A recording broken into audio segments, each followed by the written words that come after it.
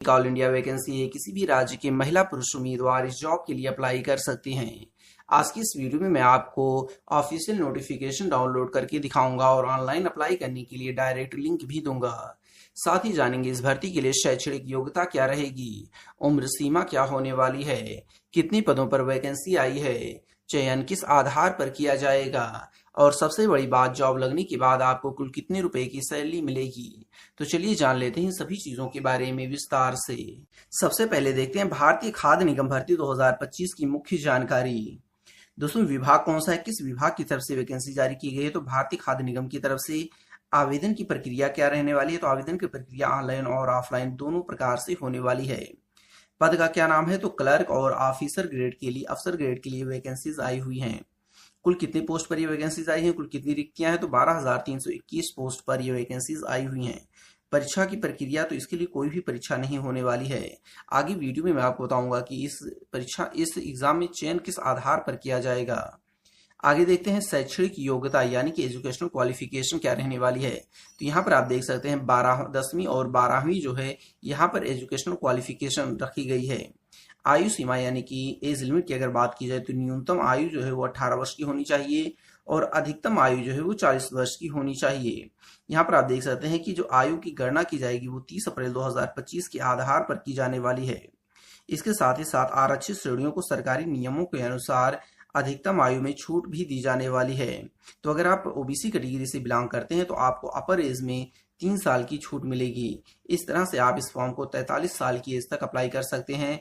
और वहीं अगर आप एससी या फिर एसटी कैटेगरी से बिलोंग करते हैं तो आपको अपर एज में 5 साल की छूट मिलने वाली है और आप इस फॉर्म को 45 साल की एज तक भर सकते हैं।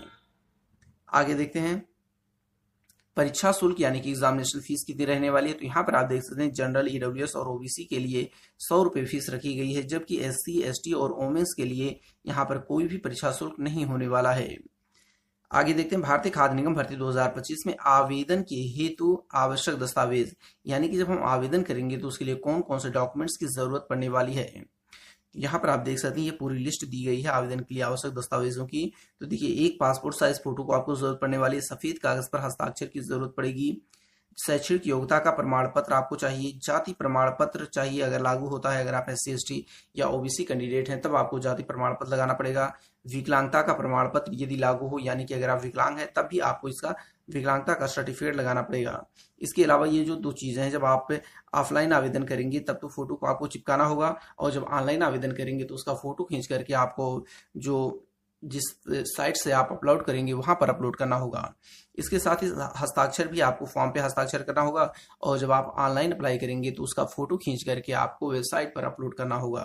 शैक्षणिक योग्यता का प्रमाण पत्र आपको 10वीं और 12वीं की जो मार्कशीट होगी उसकी भी फोटो आपको, देखिए ऑफलाइन का केस में जब आप भरेंगे तो इसकी जीरोक्स निकाल करके और सेल्फ अटेस्ट करना होगा और फिर उसे दे देना होगा। और जो ऑनलाइन के केस में आपको इसे फोटो खींच करके इसको अपलोड करना होगा। देखिए दोस्तों, यहाँ पर मैं आपको बता दूं, जब ऑफलाइन आवेदन करेंगे या फिर ऑनलाइन आवेदन करेंगे तो जो फोटो होती है मार्कशीट की, ये मार्कशीट है मान लेते हैं, इसमें जब आपने यहाँ पर नंबर ये सब लिखा होता है तो नीचे जगह छोड़ी रहेगी, तो यहाँ पर आपको अपना सिग्नेचर कर देना है। ठीक है, ये हो जाता है सेल्फ अटेस्टेड।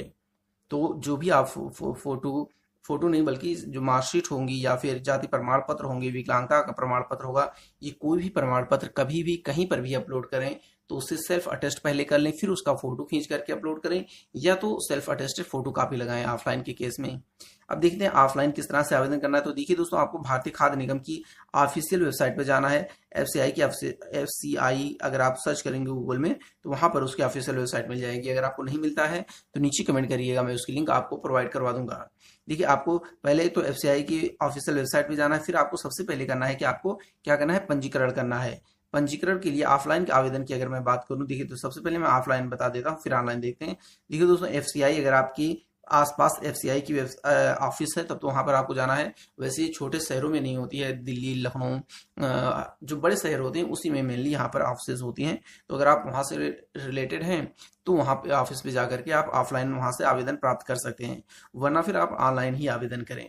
तो देखिए, सबसे पहले क्या करना है, ऑनलाइन आवेदन में आपको जो एफसीआई की आधिकारिक वेबसाइट है उस पर जाना है और वहां पर जाने के बाद आपको सबसे पहले पंजीकरण करना है यानी कि रजिस्ट्रेशन करना है। वैसे आधिकारिक वेबसाइट आपको गूगल पर मिल जाएगी, अगर नहीं मिलती है तो कमेंट करिएगा, मैं उसकी लिंक आपको प्रोवाइड करवा दूंगा। देखिए, अब पंजीकरण में क्या करना है, आपको अपना पूरा नाम डालना होगा, मोबाइल नंबर और ईमेल आईडी डालने के बाद आपको एक मजबूत पासवर्ड बना लेना है। अब ये आप क्या हो गया, रजिस्ट्रेशन हो गया। अब रजिस्ट्रेशन के बाद आपको फिर से उसी वेबसाइट पर जाना है और इस बार क्या करना है, लॉगिन करना है। लॉगिन में आपको अपना मोबाइल नंबर और ईमेल आईडी डालना है और जो आपने पासवर्ड बनाया था वो पासवर्ड डाल करके लॉगिन कर जाना है। लॉगिन करने के बाद आपको जो आवेदन फॉर्म है उसे अच्छी तरह से भर देना है। जो परीक्षा शुल्क रखी गई है 100 रुपये, उससे आपको पेमेंट कर देना है। अगर आप SC ST कैंडिडेट या वुमेन है तो आपको कोई भी परीक्षा शुल्क नहीं लगने वाली है।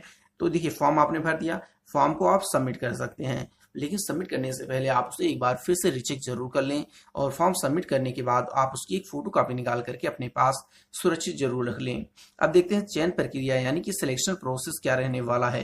तो देखिए, तो सिलेक्शन प्रोसेस जो है निम्न चरणों में होगा। इसके लिए कोई भी एग्जाम नहीं होने वाला है, ये प्योरली मेरिट बेस पे होगी। तो यहाँ पर आप देख सकते हैं मेरिट सूची जो है 10वीं और 12वीं में प्राप्त अंकों के आधार पर एक सूची तैयार की जाएगी और उसी के आधार पर जो है उम्मीदवारों का चयन किया जाएगा।